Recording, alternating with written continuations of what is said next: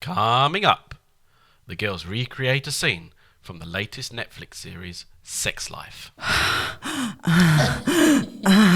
Oh yeah!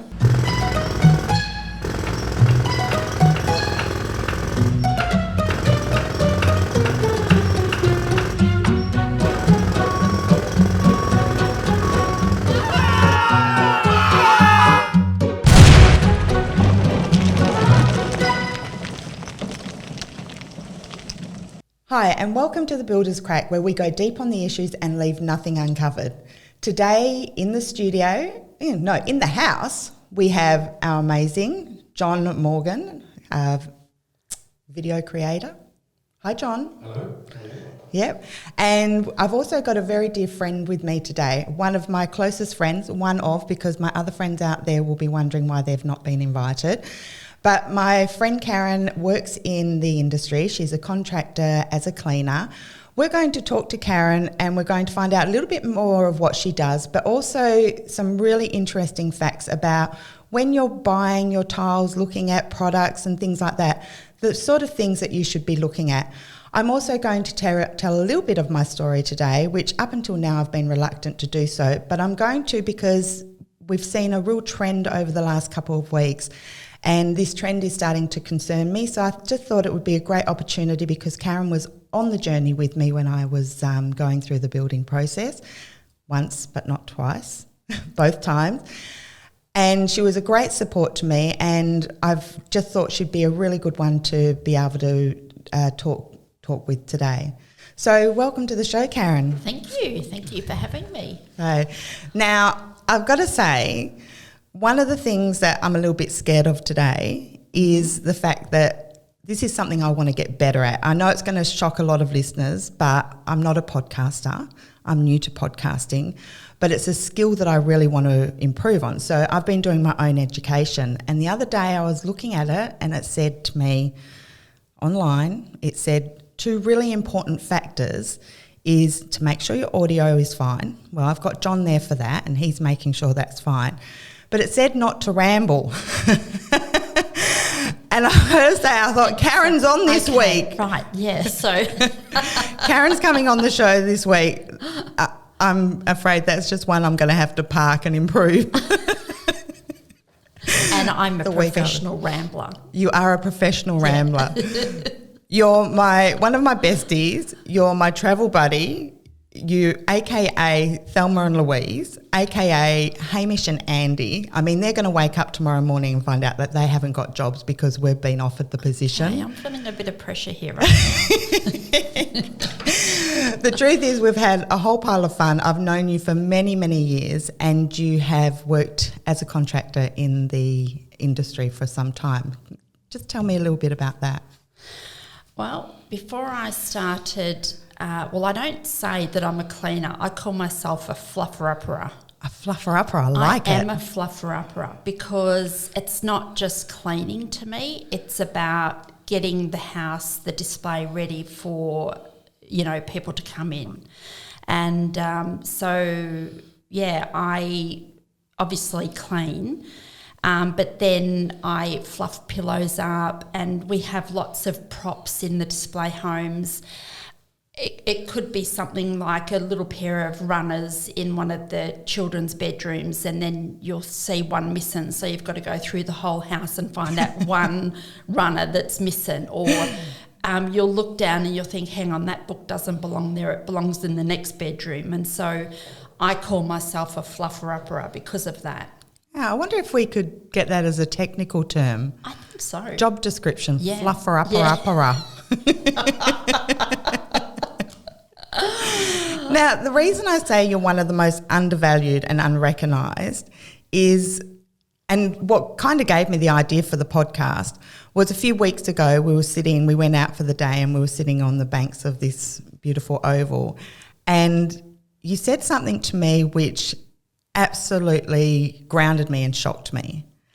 And first of all, you told me how many years you've been working in as a flufferuppera. So how many years have you been working? 25. So you've gone 25 years without a pay rise. That is correct. 25 years. I have to say, I don't know any industry that has happened. I know. I'm sort of shocked. Yeah. You know what? I mean, it's probably on my behalf. I've probably not gone about it the right way, as in I have mentioned it a few times verbally, but never put it in an email. And I think emails are a lot powerful, a lot more powerful. So when you say things verbally, it's not like documented that you've mentioned it like 5 years ago and the response to that was, oh, yes, we're looking at it. But 5 years pass and then, you know, you're still waiting years and years down the track. So yeah. So and it's not just yourself, it's your husband Ian who also works, he does the window cleaners. Does he have a fancy name? Like no, he doesn't get to have a fancy window name. liquor? Window liquor, not quite. Window liquor. Yeah, I like that. We could come up with all sorts of things. But yeah, I've got to say I was really shocked about it. But what it also kind of made me think about is how the structure of big companies, how they are managing lots of different elements of their company and things do go unnoticed. So I'll help you write that email. Actually, no, rather than write the email, hopefully the powers to be are listening. Give Karen, the Flufferuppera, a pay rise. 25 years. And back pay as well, seeing we're at it. Good luck with that. Well, you know, it's worth a crack, you know, the builder's crack. Actually, well, that leads me into the next thing, the builder's crack. You influenced the name of the builder's crack. I don't know whether you realise this or not, but I was sitting there one night and we were trying to come up with the name of the podcast. And as I was doing so, I was flicking through photos and I came across a photo of you and I. And I suddenly went, that's it. Eureka. What do you think about the builder's crack? And we are going to put a photo up of it, but one of the highlights to building a house is when your slab goes down and you have a slab party. A lot of people have slab parties.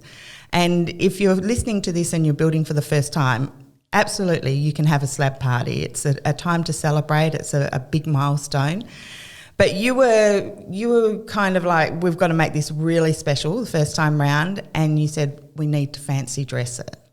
Is that right? Yeah, nothing serious.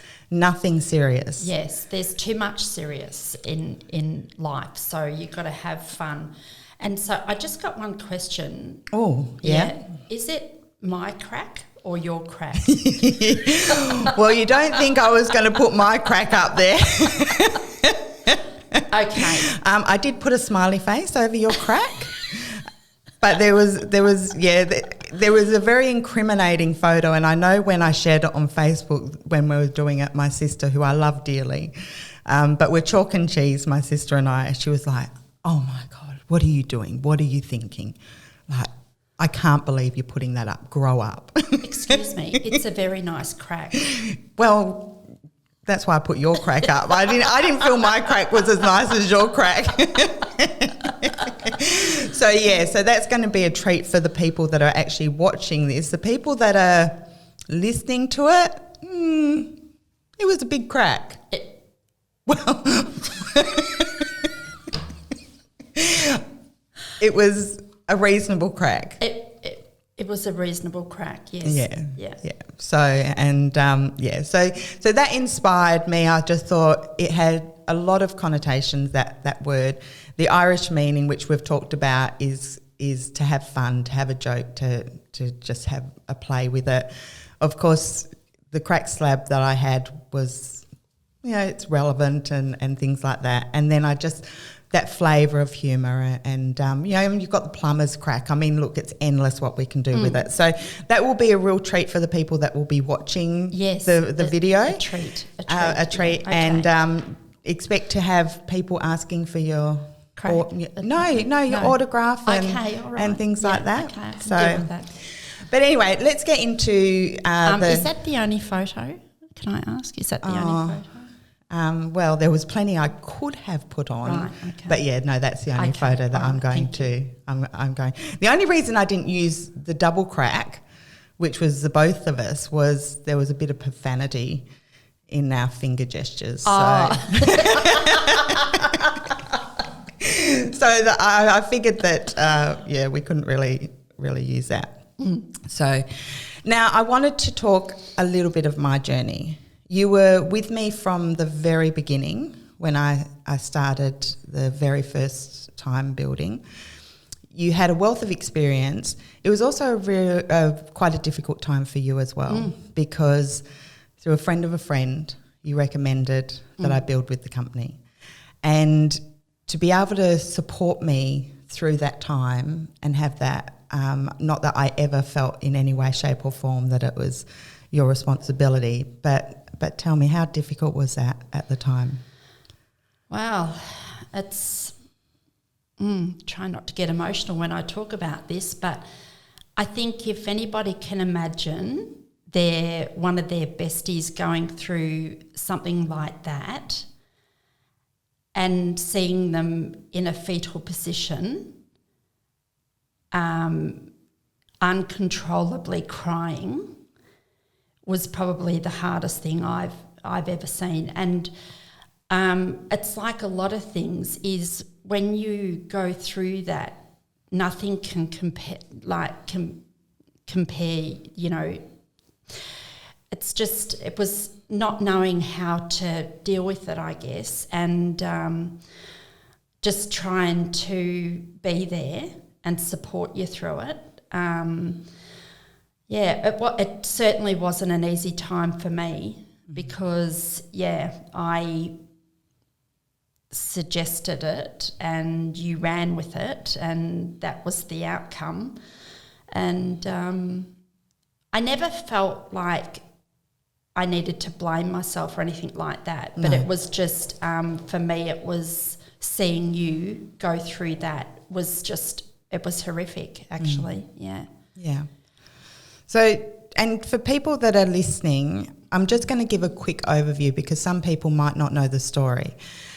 The quick overview was I was very new at the whole building process, didn't understand my homeowner responsibilities, didn't understand the building, anything to do with building. I was green as green can be. And so I built a home. It had a major structural defect, which was in the slab area. And as a result of that, it was, you have to prove that there is something wrong. You've got to prove that there's a structural issue. And so it was a very long process. And once the house is built and we got to completion, the house was complete and handed over, the keys were handed over, and 2 days later the flooring company came in and said, we're not laying floors on that slab. And so that took me through a further journey of getting engineers in and exploring what the problem was. Now, there was a number of things that happened at that time, but one of the things that happened, and this is why I wanted to talk about the topic, is because over the last few weeks, the trend that I'm seeing with the homeowners is I'm getting a lot of phone calls, and one of the things I often hear is trust has been broken. And I don't believe there's anybody out there that can talk from a position of great experience as well as the outcomes that I achieved, and with the support of yourself and my friends and family around me, to have trust absolutely severed. It was non-existent, and then to rebuild trust. And I really want people to sort of think about this for a minute, because when I hear homeowners ring me and say, trust has been broken, I want to exit the contract, it scares me. And it's just a pathway that I think is not a healthy one, and I think it can be resolved. So mindset is a massive area, especially when you're building, and support is. So talking about that, what in your terms, what do you see as being important when it comes to trust?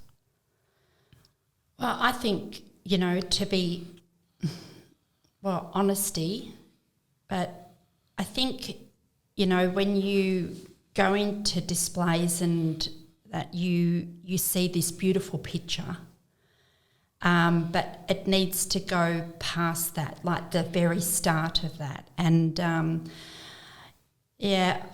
I think a lot of people get a bit blinded by that, all the fluffy stuff, and not like what's really important is the whole structure. And I think, there is a lot of cost cutting, and I don't know who oversees that, who is actually watching all these builds, who's policing it all. I don't really understand that, but it's like a lot of things there's never enough of that, is there? Yeah. And it's like when your trust is broken, the wall goes up. Yep. And so the wall has slowly got to come down again for you to trust people. And trust is a really important thing. You've got to have trust. Yeah, you do.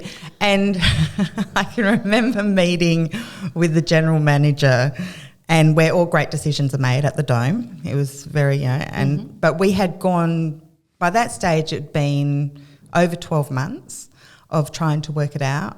And as I said, that trust was really severed. And I'll never forget, he sat down and I said, I only go to this appointment and this meeting if I can record it. And we were sitting there and I said, is it okay for me to record it? And he said, yes. And he said, is it okay if I do? And I remember thinking, no, I don't want you to record it. But not that I do it a lot, but there was a time there where I did play the recording back. And it's really interesting how your perceptions of things change. We walked into the Dome this day and he asked me, what do you want to drink? And I said, well, chamomile tea. And I was determined I was going to pay. It was a power struggle. I was going to. It was the first meeting I went to alone. Actually, that was the other thing. But I'd been educated and mentored before going to this meeting, so I knew how to act and what to do. Anyway, there was no way I was ever going to pay for the coffee, ever. But I ordered a chamomile tea, and the reason this is so funny because you hear it in the recording where he says the guy brings the tea over and puts it on the table, and I pour mine, and you hear this general manager say to me as he's pouring his tea, is this what it's meant to look like? And I said, have you never drunk tea before? And he goes, never. And I thought, why on earth order it? And I remember thinking in that moment, oh, how manipulative is that behaviour? Like, really, how manipulative is it? And then it was about 2 years later, I was doing a program, I was doing a course, my coaching course and things like that, and we're learning about rapport. And suddenly this penny dropped. I thought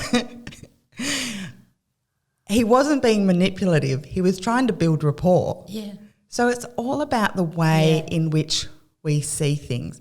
The other hilarious thing about this this meeting was I sat there for about an hour and a half. Oh, that's what I was going to say. So trust, getting back to trust. So on this, he pulled out his pad and he puts the pad on the table, and in a circle he wrote trust, and he was sitting there and he was circling this word trust, and he's looking at me and he's going, so how do we fix this, Deb? How do we fix this?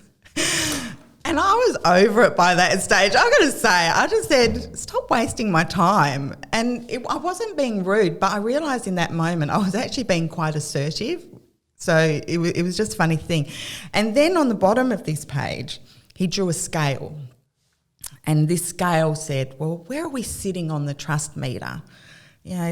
And I said, you're not even rating right now, and that's what I mean. This trust was severed. There was no coming back from it in most people's eyes. I think this is the greatest story in history, because then what happened was it created an opportunity. So when both of us decided that we were going to work on the relationship, it created an opportunity for both myself and for him.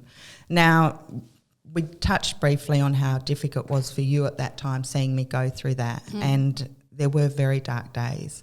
There were days where I would go to bed at 9 and hope that I didn't wake up the next morning. I know that. Yeah, they were... And that was a really hard thing. And I was actually going to say that before, like seeing you in the fetal position and being like 20 minutes down the road and thinking and expecting a phone call. That's how it was. Yeah.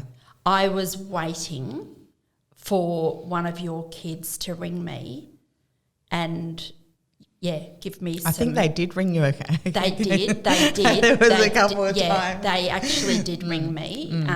Can you come? Mum's not in a good way. But there was times where I was waiting for a phone call with not that news, that...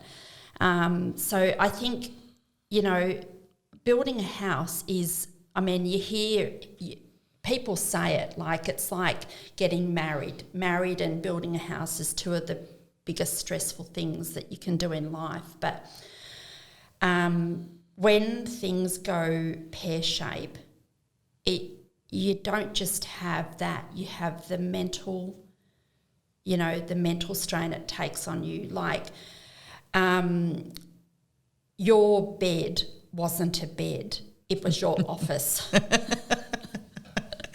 Yeah. Not just for a week, I'm talking about months, years. Your bed was your office. You actually couldn't see your bed because it was just covered in pieces of paper, and I don't know how you did it, but you did it. Like, you knew exactly which piece of paper belonged to which piece of paper, where I'm looking at it almost going in a fetal position thinking, I don't know how I can go with this. And just to give people a bit of context around that, I decided that I was going to have all new furniture when I moved into the new place. So I had given away all my furniture. I can remember it was the greatest joy of all. There was university students that took the lounge and they loaded up their truck and they took the lounge and the stereo and everything like that. I was going to buy all new furniture. So when it didn't go to plan... Cardboard boxes, hello. Hello, yeah. And I didn't have anything. But what you talk about with the bed being my office, it was working it out. I couldn't afford a lawyer. And you couldn't afford an office, actually, thinking about it. No, this is true. This is true. So I was still working at the time, and I would wake up. Actually, I'm not even sure I slept in that time. No, you didn't. No, I don't think I did. I think I was pretty fried. But I would get all the stuff, and I had to learn construction law. I had to learn construction law, and I found it quite fascinating. The more I dug into it, the more I enjoyed it. So whilst there was all these struggles, and the reason I've always been a bit reluctant to talk about my story is for a couple of reasons. One, the other party, there's always two sides to a story. The other party's not here to defend any comments or claims, so I'm a bit careful with that. And I remember being brutally wounded by someone when they said, you're protecting the builder.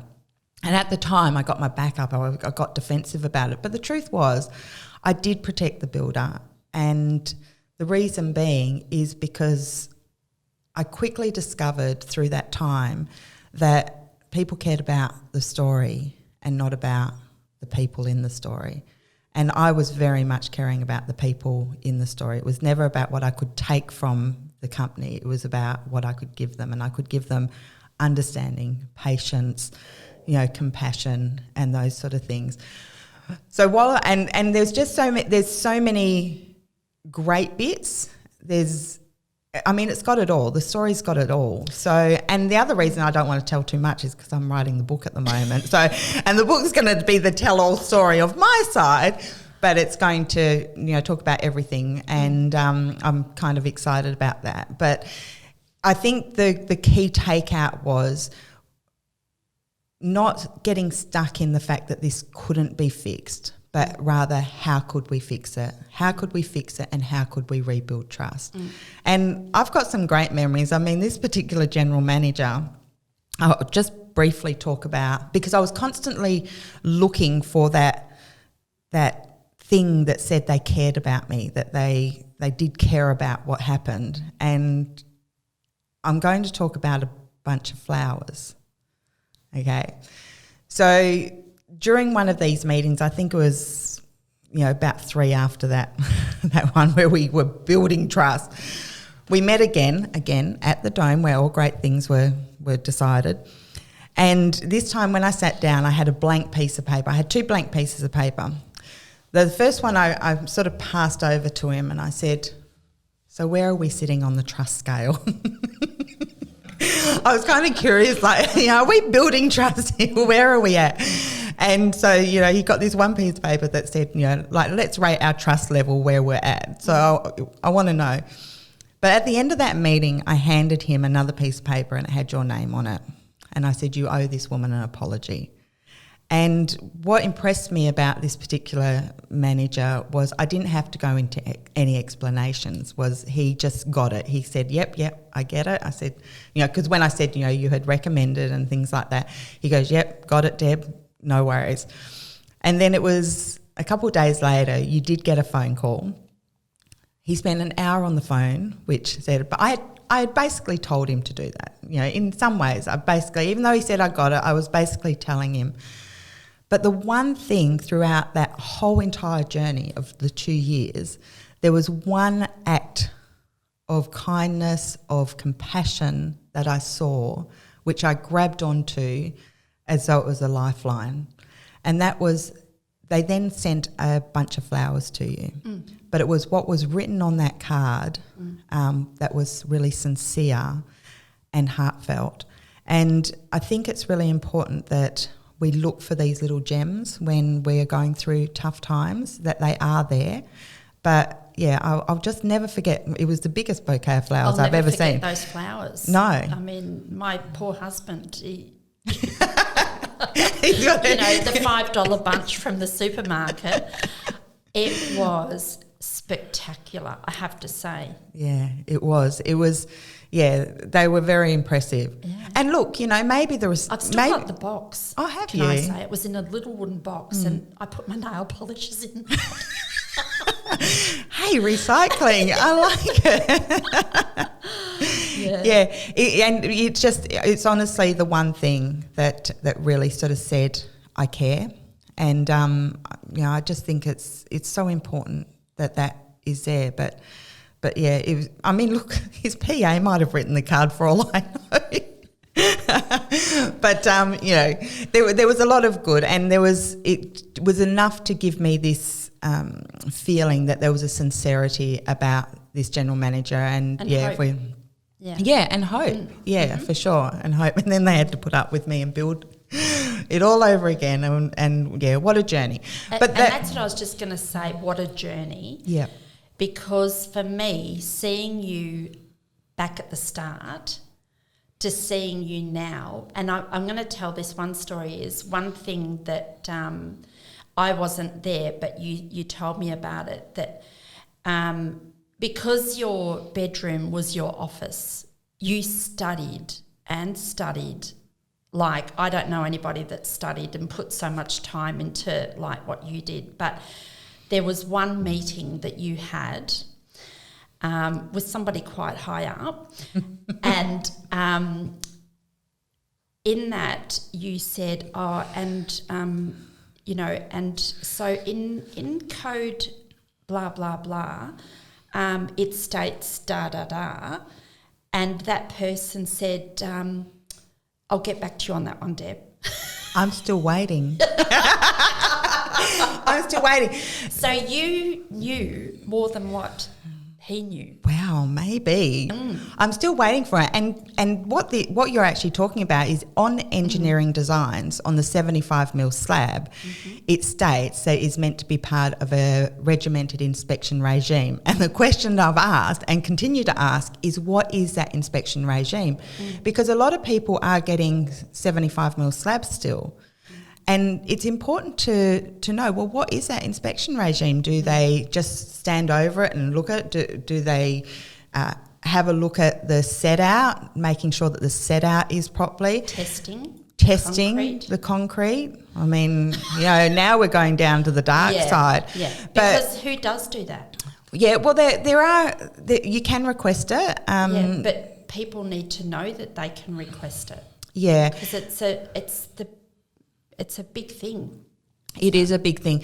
The one thing I like to say to homeowners is obviously get a building inspector and a good one, and make sure you're getting a good one. We've got a checklist that they can go through to get a good one. But I like for them to get the inspector but have some idea what's going on, but get one at slab level. Get someone in. If you can't afford a inspector, at least get it at that stage. Absolutely. So making sure that the set out is right, your footings are right, the compaction is done correctly. Those are the things that we want people to be thinking about. Because the average person, I'll give you an example, is I was walking my little dog around the local park. This is going back about 2 years ago, and one of the guys was building a home with a reputable company, and in a beautiful coastal area. And he had a building inspector that he said to me, the builders hate him because he picks every little thing. So when the builders find out that they say his name, they cringe. But little things, well, it's not a little thing, it's a massive thing. They were building near the coast, and the builder had used nails or screws, but it wasn't marine. Yeah, it wasn't grade, coastal so they grade. were going to rust. Because they were living near the coast. So they had to go and replace all the screws or nails or whatever it was. So there's lots of things that I think a building inspector is so important. Yeah, and the coastal specs are different to your, if you've got to be so many kilometres away for it not to be a coastal spec and things like that. So anyway, as I usually do, I go a little bit off tangent, and remembering what I was studying the other day about keeping on topic with the podcast, I want to move on to go back to you and your cleaning. Okay, because this is where you provided massive value to me, and another reason why I wanted you to get on the podcast. I drove you just about insane, I think. Just a wee bit. Just a wee bit. Indecision, procrastination. It was all stressful and overwhelming, but also I'd never had new in my life, and so it felt really uncomfortable. But where you were of massive value was the fact that we talked about products. Because you're cleaning them all the time, you have a really good understanding of what to go for, what not to go for, what to look for, what not to look for, little tips and hints and things like that. So tell me, what are some of the things that you would look for in a floor tile? If you were going to go a floor tile, let's start there. I think flooring's a big one because you're talking about it's going to be there for a long time. So my trick would be, and I've not long ago tiled throughout my place, so I used it for me, was I nailed it down to about 5 tiles.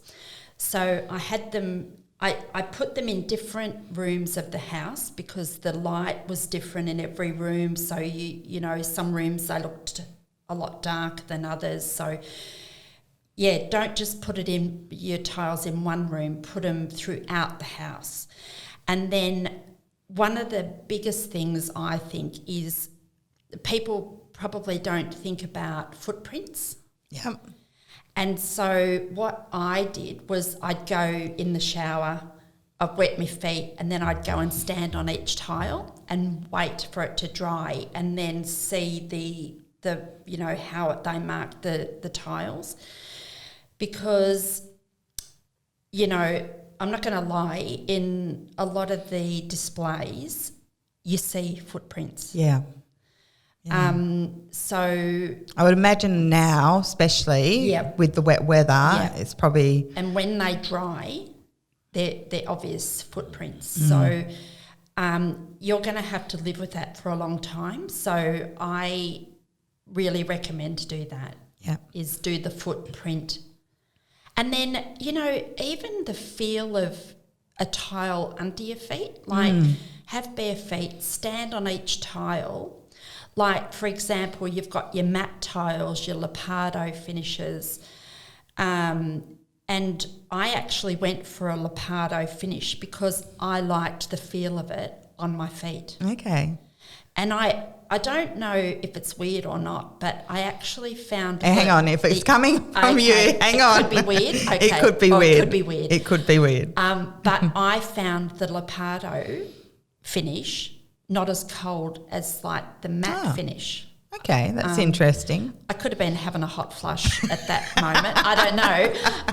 But I actually don't regret going for my choice. And I think because I did take the time, a lot of people, I think, would just go to the, display hub and choose their tiles and just think, oh, yeah, that looks nice with that.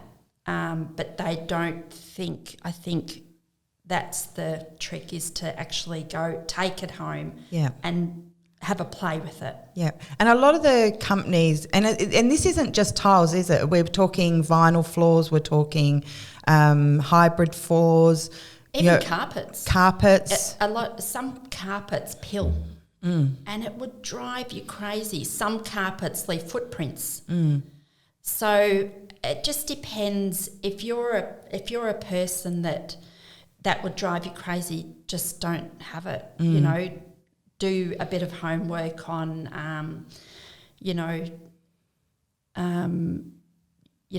not having footprints. Yeah. One of the best decisions I think I ever made is not having carpets. And I know people like carpet under their feet because it is a personal preference.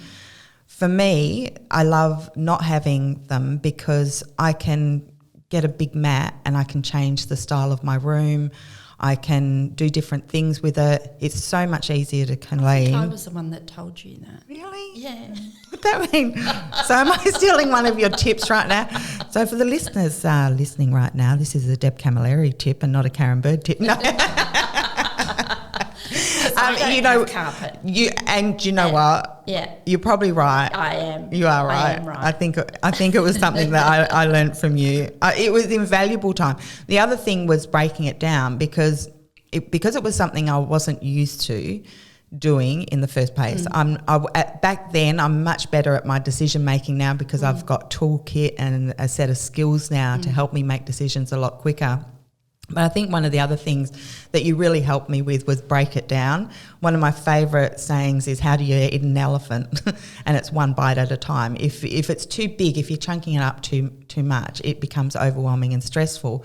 So I think we went to I think we spent most weekends together. I think, Ian was starting to wonder whether there was something more going on than just the friendship at that time. But we did go out most weekends.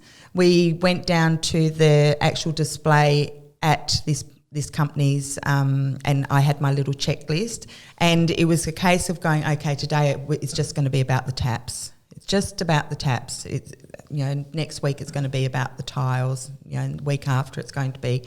And by breaking it down and not having to do it, and we did it all before pre-start, so that when I went into pre-start, I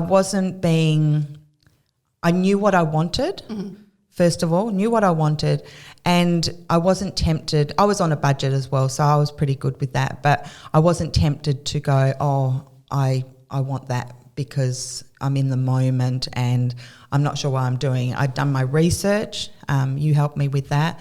So it was a really interesting exercise, and I think what we often see with homeowners is it's just chunked up too much, and that time period of going from signing contracts into pre-start can be a bit of a whirlwind.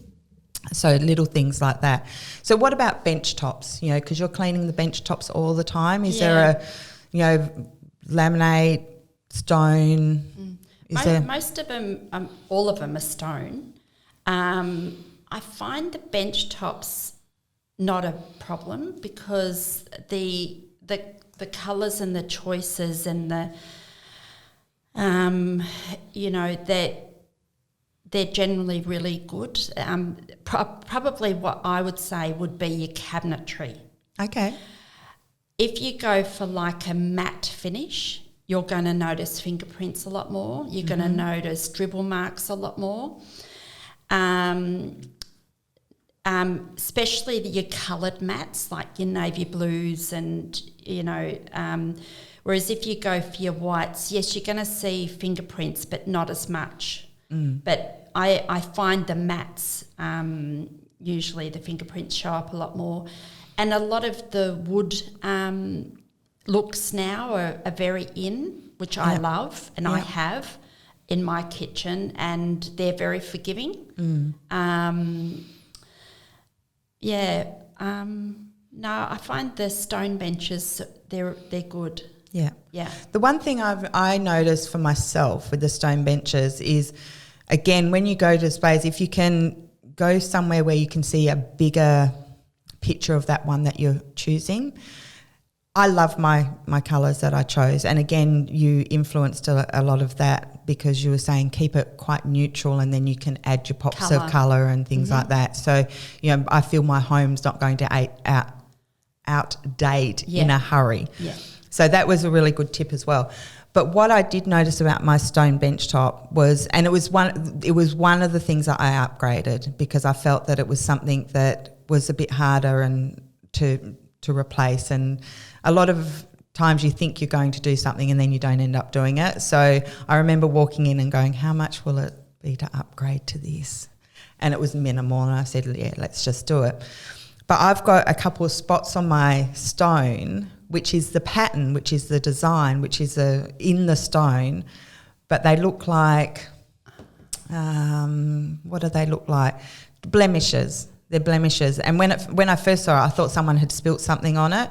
So if you can go somewhere where you can see, and I think with stones it depends to how they're cut and that sort of thing, but just go out and have a look at a bigger kind of, home base would be good. Even tiles are like that. Even tiles, like you might pick out a tile, but in that pack of tiles, the pattern might be every, say, fourth tile, it'll have a small line. But when you've laid that down in a grand, like a big space, that little line is going to annoy you. Yeah. So I think that's the other thing is don't just look at a tile, look at it on, get 6 tiles and put them down.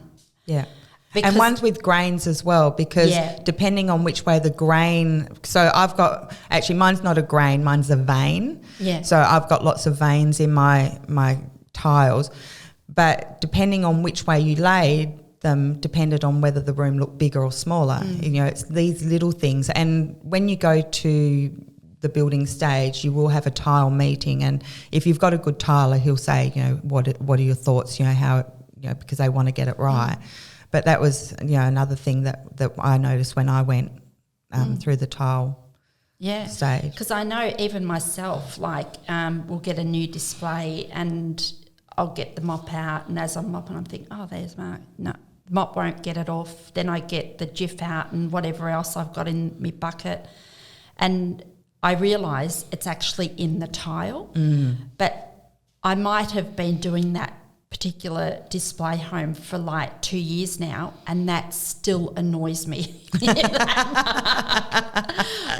It still annoys me, but I've let it go. You've let it go? I've had to let it go.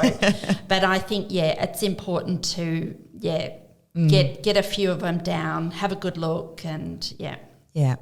And I think the other thing is that you're never going to get it perfect. There's going to be things that change, trends change, things like that. I mean, a wedding dress is a good one. How many women look back on their wedding dress and go, oh, what was I thinking? Yeah. Why did I pick that? Same is going to be with the house. So give it thought, but trying to get something perfect is just going to be stressful for everyone because, you know, we see a lot of people go through pre-start and then start changing their decisions because they've seen something somewhere else. Make your decision, stick with it. You know, certain things can be changed later on. Yeah. You know, there's so much that can be done these days, isn't there? I mean, you can put that vinyl floor over tiles now. I think that was one of my other reasons for choosing the vinyl planks was one, they were easy to change when and if the trends change. But I love my floor. I love my floor. Vinyl floors are awesome. And another trick with the vinyl planks is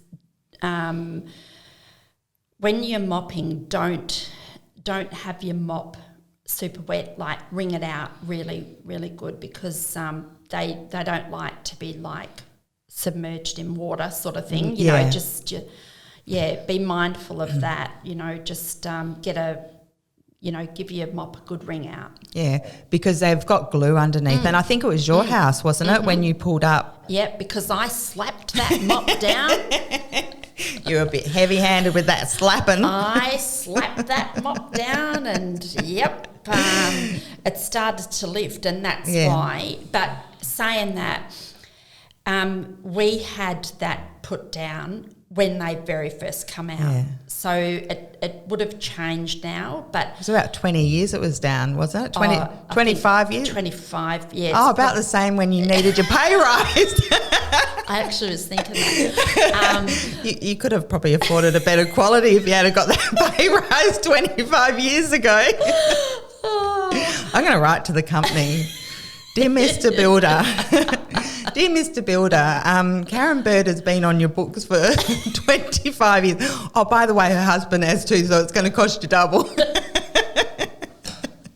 We're actually known as the old crew. Oh, the old crew. The old crew. Well, you know, it says a lot, doesn't it, in terms of loyalty as well. You know, society has changed so much. I remember a time where loyalty meant something. It really, really meant something. And it's a bit sad that we are losing that. I mean, look, you might have just been a complete oversight.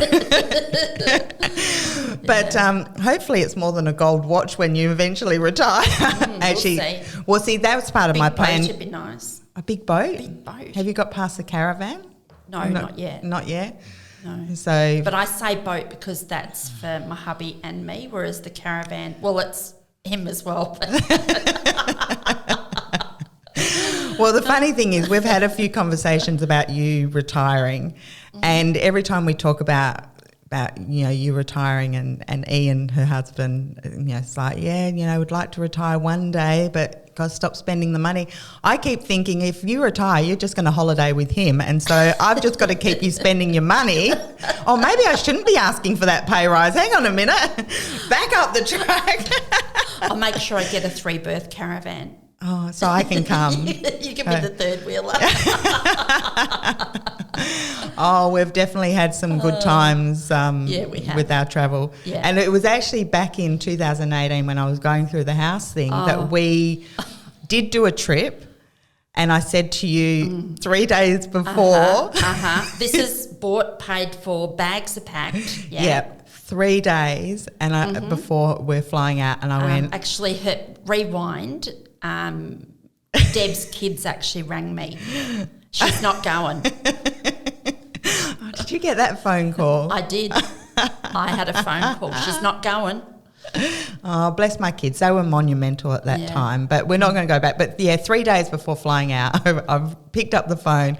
I've also at this stage rung all your friends, your daughter, trying to find someone to step into my shoes, and I went, I can't go. And I said, the flight tickets can't be put in anyone else's name, which was true because, again, rewind a bit, Deb didn't know that I had a phone call from the kids say she's not going. So I actually did ring the airline and they said, no, you can't change the name on the ticket. Yeah. So she was coming. Yeah. So in the end, it ended up being one of the best trips that we we have had, I think. So, and I mean, there were moments throughout that. Yeah, there was. But at the same time, it was Sleepless nights. Sleepless nights. It was good to sort of get away from the building issue, because at that stage it had, and because that trip was booked prior.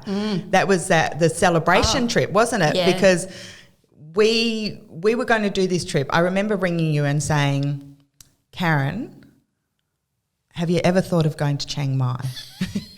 And this is a person that's never stepped out of her comfort zone, never been, never wanted to set out of comfort zone, but take that risk. And you were like, no. And then we looked it up and we found out it was the drug triangle of the world. And we thought, maybe this isn't a good idea. But we went up there for the Yiping Festival, which is the massive lanterns. Yeah. Massive lanterns that get released, and I'd seen it on Tangled or something, 10 years prior or something like that. So this is why we were going on this trip, and it was the celebration. But for this everything to happen with the house, and then 3 days before we were about to fly out, I was like, no, I just can't go, and it impacted my life. But anyway, we went and we had a great time, and we had a ball and lots of laughs. Deb and almost set a clothing market on fire with her land. that might be something that we keep for another podcast. Talking of funny things, though, as a cleaner, a flufferuppera, yes, a flufferuppera, yes, that makes their homes look all shiny, bright and new every single week. Any weird, strange things ever happen? Yeah. Okay. So the weirdest thing that I ever seen was I got out of my car at a display village and I seen this glow in the bush, and I thought it was a one-eyed cat. But when I looked closer, it was actually a guy crouched down having a cigarette in the bush. And I seen this glow of his cigarette, thinking, is that a one-eyed cat? So you get there quite early. So is it kind of freaky when you get there and it's all quiet? Well, I love that. I didn't like the one-eyed cat man, but because that freaked me out a bit. But I leave at 3 a.m. And,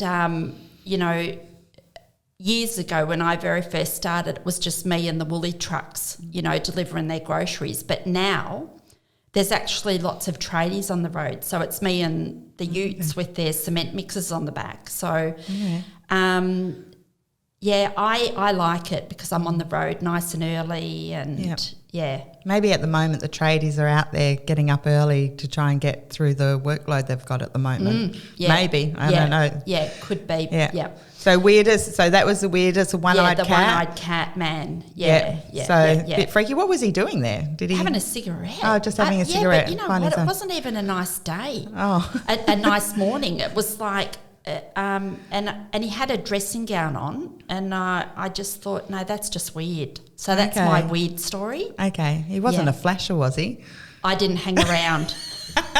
Well, there you go. There's the problem. Maybe it wouldn't have been such a weird story if you had realised why. I locked myself in the display that morning. I thought, I'm not having that one-eyed cat man coming knocking on the door. Okay. So funniest thing? I guess this is funny / weird, but there was a guy sleeping in one of the beds. What? He was sleeping in one of the beds. And hang on a minute. You've rocked up there. Yeah. You've rocked up there to clean the house. Yeah. Gone in the doors. Yeah. The door was locked. The doors were locked. Yeah. Okay. And this particular bedroom door was shut. And I thought it was weird because I walked in and I seen some like food wrappers and stuff on the kitchen bench and thought, the rep's been, mucky. And then I come across this bedroom door shut, not sort of thinking, opened it up, and here's this guy in the bed. And so he sort of like looked up at me, blurry-eyed, because I was disturbing his sleep, obviously. And I said, what are you doing? And he said, I don't feel well. Oh. He said, I don't feel He said, I don't feel well, so I thought I'll have a sleep. Now, he was actually working in the industry. I won't say what he was doing. Okay. But, yeah, I just didn't expect to see a person sleeping in one of the beds. No, that is fascinating. Okay, so I've got to ask a question. I just cleaned around him.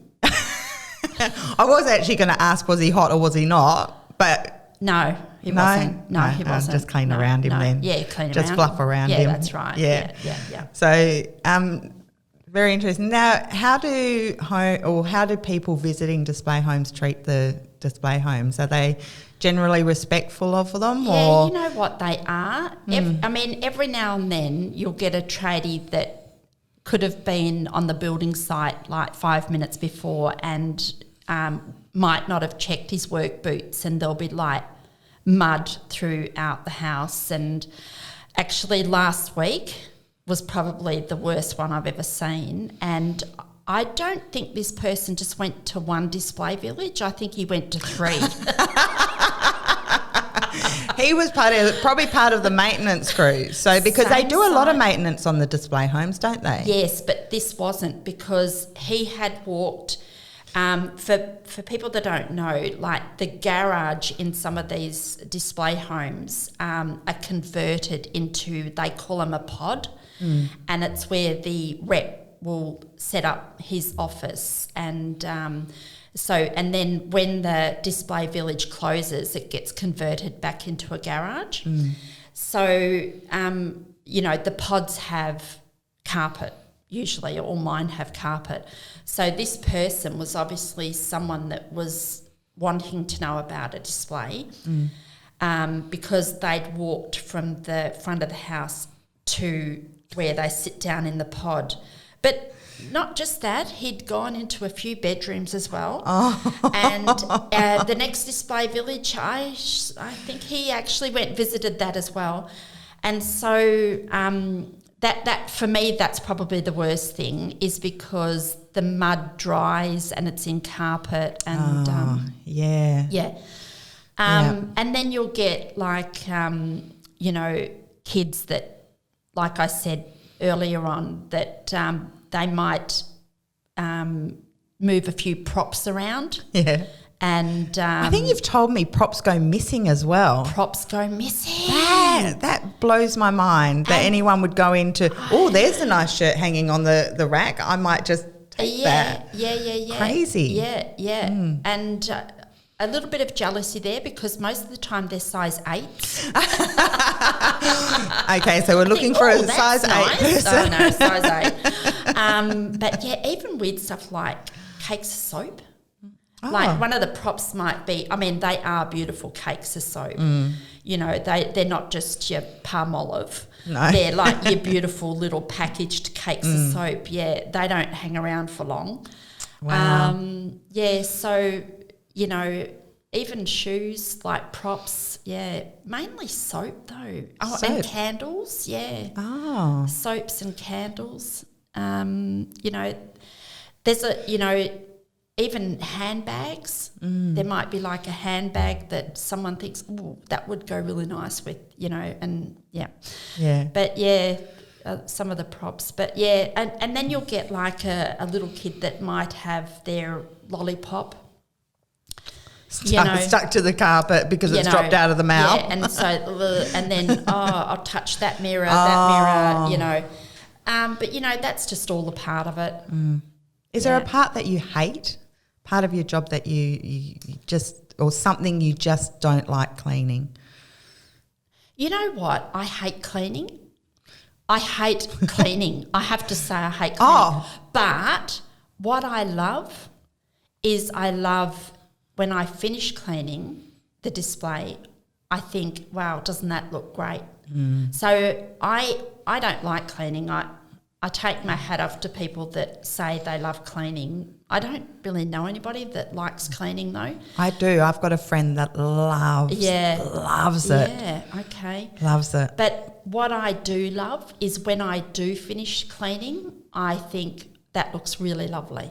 Yeah, so I don't like cleaning so much, but I love the end result, and I am proud of that. I'm proud of the end result, and then I guess for me is the thought of people coming in and thinking, how lovely is this? Yeah.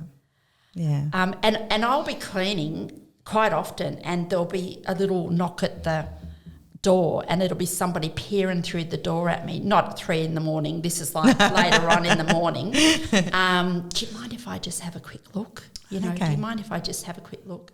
And most times I'll say, yeah, go for it, because I might not have vacuumed it, or I might not have mopped. If I had have vacuumed and mopped, I usually say, look, I'm really sorry, the floor's wet. So that's a safety thing. Yeah. But, they'll always come in and say, wow, isn't this beautiful? Isn't this, yeah. And I think I had a small part of that. You had a small part of selling the dream. Yeah. So, yeah, you know what? I don't like cleaning, but I do love my job. Yeah. Yeah, for that reason. Beautiful. Yeah. What about cleaning products? Are there any particular cleaning products that work better than others? What? I've tried a lot. And, for example, if you've got tiled floors, especially the matte finished tiled floors, there was a few displays that, this was going back a few years ago now, but they just never looked clean. But what was happening, they were getting a build-up of chemical. Oh, okay. And so it took me a while to work that one out, but then when I worked it out, I stopped really using chemicals, and I just take a kettle with me, and I boil a kettle like every, say, second display. And the tiled floor, actually most of the tiles I put in a little bit of metho. And I find that the best. Yeah. And because the hot water, it just cuts through any grease or any grime. So, yeah, that for me is probably the best for the floors. Don't put too much metho. You just need like a capful. Okay. So hot water and a capful of metho. Yeah. Wring your mop out really well. Yeah. And, so that's my floor method. And then with the benches and that, fingerprints are really hard because there's a lot of oil on your fingers, and I was using like spray and wipe and that, and a lot of the fingerprints weren't coming off. I have changed what I do now because of COVID, because when COVID came out, I was following the government cleaning guidelines, and to be honest, I actually still do that. And what that is just water with some bleach, but you don't need much bleach. Okay. So I've got like a squirty bottle, and I just put a small amount of bleach in, and it just gets rid of any germs. For the really stubborn, if you get like you might have a little kid that might have tried to climb a wall and leave some footprints on the wall, which that actually does happen quite a bit. I can imagine. Yeah, I get just a little bit of Jif on a wet cloth, and that is the best. Yeah. That gets it off. Yeah. And I know mirrors, you've got to be careful. The little clasp that you have on the mirrors will tarnish and rust if you use certain products on the mirrors. So I think I was told just a bit of warm water and same thing, a bit of metho and newspaper is actually the best thing that you can use on your mirrors rather than bought chemicals. And this isn't a plug away or for or against or anything like that, but it's something that is frustrating. Buy this new house and a year later you've got these little clasps rusting out and tarnishing around the edges, and people are sort of like going, well, why? And it's the products that rather than anything else that's being used. I actually don't use chemicals on the mirrors. I have these glass cloths. Okay. You can buy them as cheap as chips now. When they very first come out, they were quite expensive, but now they're really cheap, and they're just, I don't know, it's the fabric that they're made of, and all you really need is a couple of drops of water on that. Don't have it like soaking. You just literally just need a couple of drops of water on it, and it doesn't leave smears. I have. My husband thinks I'm a bit anal, but I always wear a bit anal, like no. Because I don't wear a uniform or anything like that. I'm a little bit nervous where this is going, Karen. But like I'll have like say a hoodie on, especially this weather. I'll have a hoodie on, but I make sure it has 2 pockets. And in my right pocket I have my glass cloth. In my left pocket I have my drying cloth, and in my right hand I'll have my wiping cloth. Right, and then in the bucket I'll have my outside cloth, which is cleaning the outdoor settings and stuff. And so, like for example, is the tapware fingerprints. So I go over that with my cleaning cloth, and then I go to my left pocket and wipe it over with my drying cloth. And there you go. Bob's your uncle. I think that is brilliant. And while you were saying that, I was thinking we need to paint in some sort of design, some jumper with that sort of design. Pockets? Yep. Yeah. And it can be the Flufferuppera cleaning mate or... I think so. I know. I shouldn't have said that. I can give no way. But you just saved, there's probably homeowners out there that have just gone, how much time will that save? Oh, yeah. Yeah. Yep. So I would imagine it doesn't have to be complicated. Keep it simple. Keep it simple. You don't have to have all this fluffy stuff. You just need your cloth in your right pocket, your cloth in your left pocket. You just got to remember which pocket. But I would imagine after 25 years, I have you've got your system down pat. Yeah. So, Karen, it's been an absolute pleasure having you on today. We've had a lot of fun. I think the takeouts is definitely the different types of things and things you can do with when you're picking your tiles, picking your flooring, bench tops, things like that, the cleaning products, and also, what we talked about at the beginning. I really want homeowners to grasp hold of the concept of, giving opportunity to build trust, and things are happening in the industry at the moment, which is a lot of people are struggling with. But just sit back and ask yourself, what opportunities are these sort of things providing me right now? Am I learning something? Am I educating? Is this teaching me to be more diligent with my money because of, different, price rises and things like that? But also to talk to your building companies and create that opportunity. So I think I'm trying to think of the saying where it says I can't, and rather than say I can't, it's how can I? So thank you very much for coming on. And, I don't know, I don't think we really outdid Hamish and Andy today. But I'm maybe expecting a phone call from them, actually. Well, I'm hoping for it. I love them. I actually am trying to work out. I accidentally clicked on one of their podcasts the other day and I haven't been able to get it off my phone. And I'm trying to work out, is it a setting that they've got on their end? Because I want a podcast where people can't switch off. All right. Well, we're going to wrap that up. Again, thank you very much. Homeowners, whoever's listening, if you get onto our YouTube channel, the Builders Crack YouTube, we pull out the little gold nuggets from these long-winded podcasts, which are just these direct little lessons that you can go in there and learn directly. We're now on Spotify and on our Facebook. Find us and if we can help you, reach out to Perth Building Shelter. So thank you. Go and have a look at the crack. Go and look at the crack. When you just said then, golden nuggets, with the crack, I'm thinking there's no golden nuggets in that crack.